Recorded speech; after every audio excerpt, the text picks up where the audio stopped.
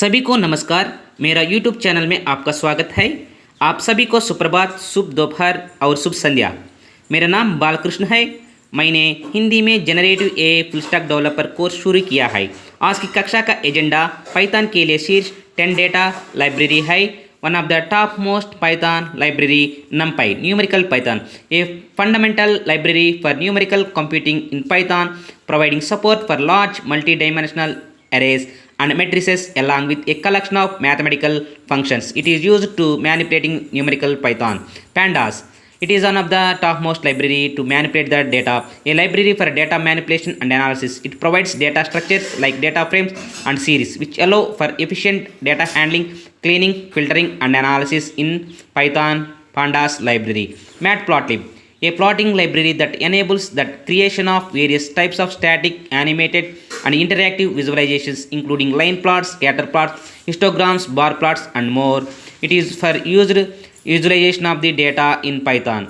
And then Seaborn, built on top Matplotlib. It is look like a Matplotlib. Seaborn is a statistical data visualization library that provides a high-level interface for creating attractive and informative statistical graphics in Python. SciPy, scientific Python, a library built on top numerical Python. It is equivalent to the numerical Python, providing a wide range of scientific computing functionality, including numerical integration, optimization, linear algebra, signal processing. Scikit-learn, a powerful library for machine learning in Python. It offers a comprehensive set of tools for classification, regression, clustering, dimensionality reduction, and model evaluation. It is a topmost machine learning library to create a regression, clustering, dimensionality regression in Python framework as well library in Python. Keras, a high-level neural networks API that can run on top of TensorFlow, Theano, or Microsoft Cognitive Toolkit. It simplifies the process of building deep learning models.